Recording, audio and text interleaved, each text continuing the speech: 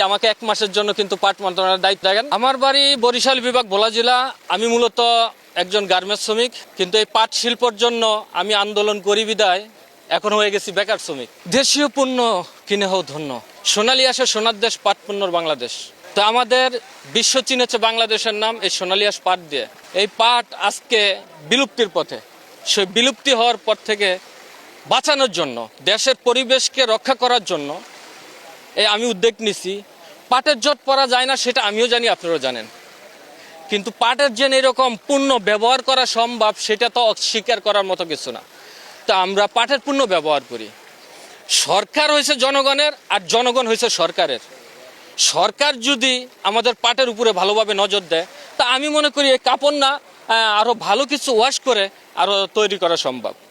দেখেন, আমাদের প্রজন্ম সোনালী আঁশের নাম জানি, আমাদের পরবর্তী প্রজন্মে যারা আসবে তারা মনে হয় না সোনালী আঁশের নামটা ঠিকমতো জানবে। তো আমি সরকার, প্রশাসন, জনগণকে আমি দৃষ্টি আকর্ষণ করছি, আসুন আমরা পলিথিন বর্জন করি, পাটের পণ্য ব্যবহার করি। এই পাট আমাদের প্রধান অর্থকারী ফসল। দেখেন, আদম জুট মিলের মতো ফ্যাক্টরি বন্ধ হয়ে রয়েছে। কারণ কি?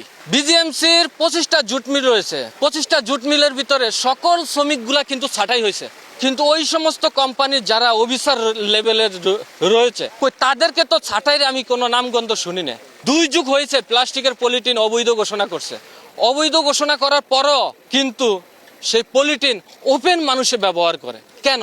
আমাদের দেশের মাটি ও পরিবেশকে ক্ষতিগ্রস্ত করছে প্লাস্টিকের পলিথিন। তা আমি সকল সচেতন নাগরিকদের প্রতি উদাত্ত আহ্বান জানাবো, বারবার একটি কথা বলি, আসুন আমরা সবাই পলিথিন বর্জন করি, পাটের পণ্য ব্যবহার করি। যাদের কারণে আজকে আমরা এই লাল সবুজের বাংলাদেশ পেয়েছি। অনেকে বলে গরম হইলে আপনি কেমনে পড়েন?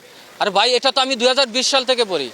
আমি কোনো জাতীয় প্রোগ্রাম হোক, যেখানে হোক, আমি যখন কাজের ফাঁকে সময় পাই ওটুক পড়ে আমি কিন্তু এলাকাভিত্তিক অথবা সারা বাংলাদেশে আমি চেষ্টা করি কিন্তু এই পাটের পণ্যটা সচেতনতামূলকটা আমি কিন্তু তুলে ধরতে।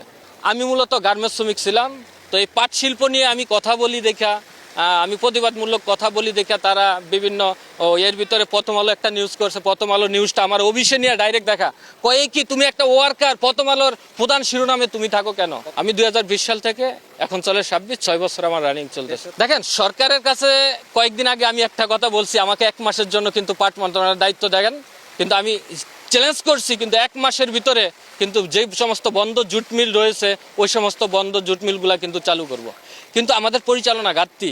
আমাদের ওই যে আমি কিছুক্ষণ আগে বললাম, কিন্তু কারণ বাজারের মতো 2-1টা জায়গা এসে প্লাস্টিকের পলিথিন অবৈধ ঘোষণা করে 2-1টা দোকান থেকে কিন্তু অভিযান চালিয়ে বন্ধ করা যাবে না। বন্ধ করতে হবে মেইন ফ্যাক্টরির থেকে, ফ্যাক্টরিগুলো বন্ধ করতে হবে, তখন কিন্তু আমাদের দেশটা পরিবেশ বান্ধব হবে।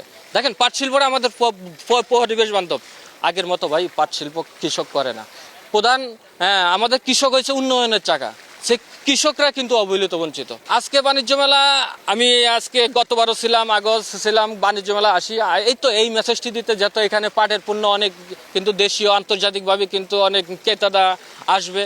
তো তাদেরকে আমি ওই জিনিসটা একটু দেখলাম, এই যে আপনাদের মাধ্যমে সকলকে কিন্তু আমি জানাইলাম